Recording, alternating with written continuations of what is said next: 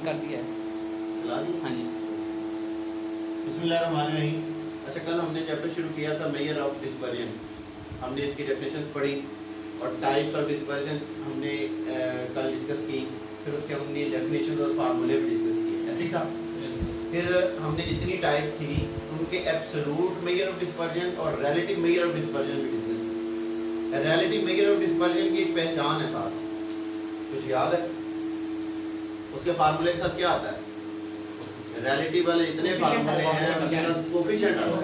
कल मैंने ये सारे फार्मूले लिखवाए, आज हम उनको हल करें, ठीक है जी। तो सबसे पहली जो टाइप थी उसका नाम था रेंज। मैंने क्या लिखी है स्टेटमेंट? फाइंड रेंज, यानी एक तो रेंज फाइंड करें, दूसरा कोफिशिएंट ऑफ रेंज फाइंड करें, यानी दो चीजें फाइंड करें। अब मैंने तीन पार्ट बनाए हैं, 1 2 3। तीन पार्ट बनाने की वजह मैं ग्रुप और अनग्रुप पर डिस्कस करना चाह रहा हूँ। ये वाला डाटा देखिए कौन सा है? ये वाला डाटा अनग्रुप है। ये वाला डाटा देखिए कौन सा है? ग्रुप। ये ग्रुप डाटा है और ये वाला डाटा ये भी ग्रुप डाटा है, क्योंकि ग्रुप की पहचान क्या है? मैंने ग्रुप के दो क्वेश्चन क्यों लिखे हैं, उसकी रीजन ये है कि इसको हल करने का तरीका डिफरेंट है, इसको हल करने का तरीका डिफरेंट है। फार्मूले दोनों में सेम है, देखें, बल्कि तीनों में सेम है, ऐसे ही है ना? फार्मूले सेम लिखे हुए हैं लेकिन तरीका कार डिफरेंट है। अब ये देखें, रेंज में एक्स एम का मतलब होता है मैक्सिमम वैल्यू। एक्स एम का मतलब क्या है? और एक्स नॉट का मतलब क्या है? Minimum value. इसमें मैक्सिमम वैल्यू कौन सी है? ये है 10 और मिनिमम वैल्यू 2। क्लियर? फार्मूले में जस्ट हमने पुट करना है, इसकी जगह पे क्या आएगा? 10 और इसकी जगह पे 2। आंसर क्या आ गया? ये रेंज का आंसर आ गया। क्लियर? अनग्रुप डाटे में सिंपल रेंज फाइंड करने का तरीका सिर्फ ये है कि मैक्सिमम वैल्यू और मिनिमम वैल्यू को आपने फार्मूले में पुट करना है अंदर डाले। क्लियर? Yes sir. दूसरी क्या चीज फाइंड करनी है? Coefficient of range. तो कोफिशिएंट ऑफ रेंज के ये फार्मूला मैंने कल भी लिखवाया था, आप चेक कर सकते हैं। इसमें देखिए चीजें वही दो हैं, कोई नई चीज नहीं चाहिए ना, वही सेम फार्मूला प्लस करके डिवाइड हुआ है। क्या करें? जी सर। अब वैल्यू से हमें पुट करनी है। मैक्सिमम वैल्यू 8 है, मिनिमम वैल्यू 10 है। नीचे भी मैक्सिमम वैल्यू 10, लेकिन अब नीचे क्या आ जाएगा? प्लस आ जाएगा। तो इसको हल करें, 8/12 क्या आंसर आया? 8 डिवाइडेड बाय 12 0.66। ये आपके पास आंसर आ गया है किस चीज का? Coefficient of range. तो अनग्रुप डाटा में रेंज और कोफिशिएंट ऑफ रेंज फाइंड करना आती है आपको? सही बात है। अब आ जाए नेक्स्ट पार्ट 2। अब ये डाटा आपके पास कौन सा आ गया? ग्रुप। हमें क्या चाहिए? Maximum value and minimum value. बड़ा सिंपल है। इस डाटे में ये वाली जो वैल्यू है ये मिनिमम है और ये वाली जो वैल्यू है ये मैक्सिमम है। मैक्सिमम मिनिमम मैक्सिमम आ गया आपके पास? जस्ट फार्मूले में पुट कर दें। मैक्सिमम वैल्यू क्या है आपके पास? 24। इसकी जगह पे पुट हो गया, फिर आ गया माइनस और मिनिमम वैल्यू क्या आपके पास? 4। आंसर आ गया आपके पास 20।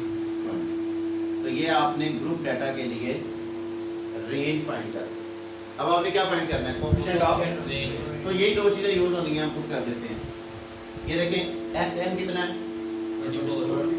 एक्स नॉट कितना है? 4 डिवाइडेड बाय 24 प्लस 4। तो आंसर आ जाएगा 20/28। डिवाइड करें इसे 0.71। तो coefficient of range and range for group data हमने हल कर लिया। आगे कर सकते हैं इस तरह? Yes sir.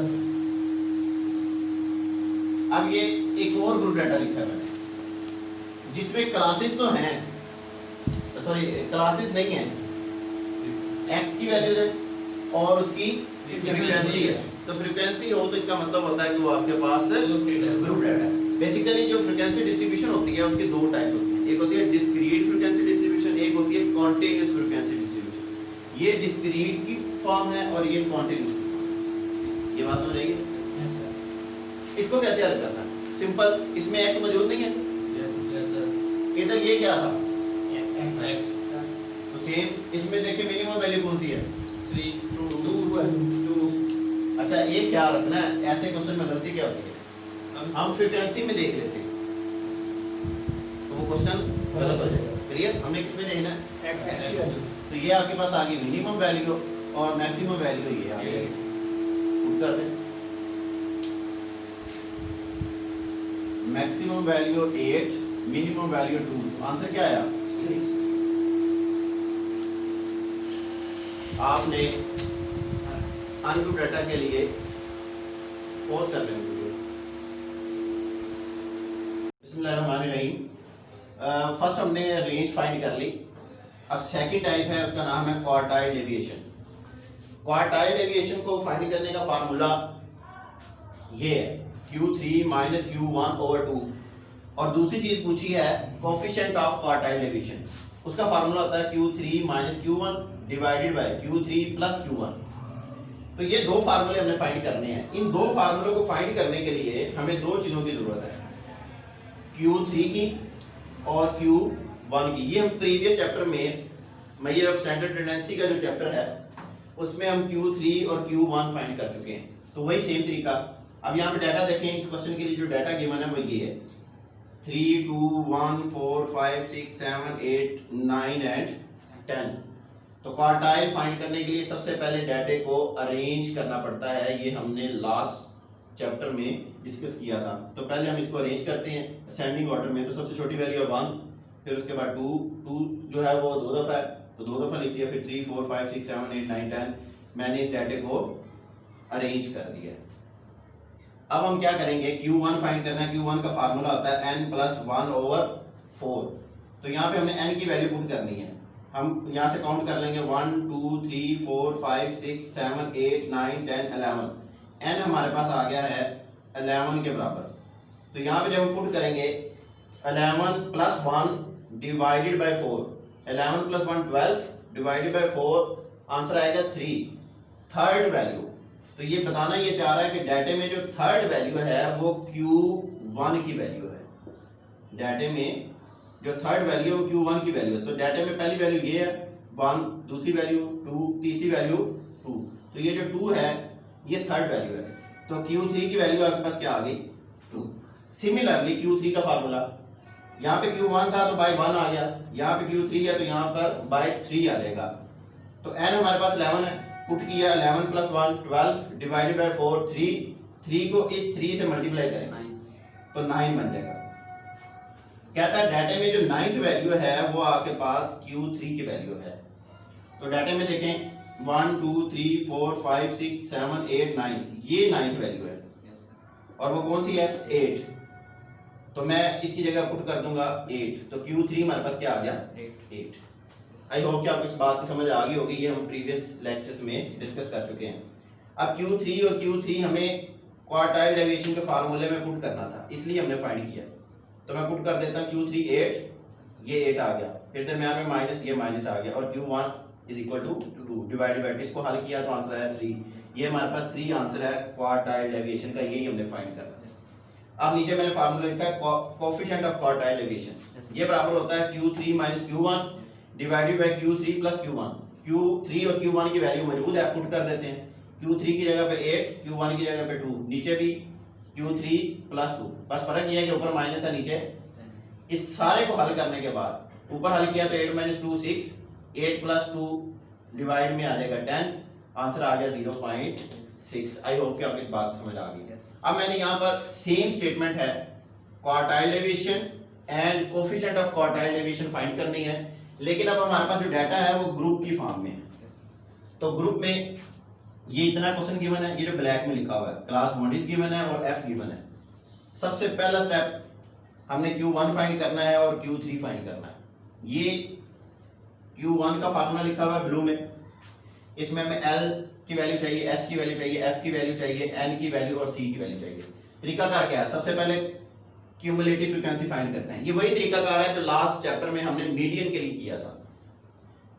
तो क्यूमुलेटिव फ्रीक्वेंसी फाइंड कर लेंगे, आपको तरीकाकार का पता है। पहली वैल्यू 3 वैसे ही आ जाएगी, नेक्स्ट ऐड करेंगे 3 + 3 6, फिर 1 7, फिर 4 11, फिर 2 13, फिर 3 16, फिर 2 18, क्यूमुलेटिव फ्रीक्वेंसी आ गई।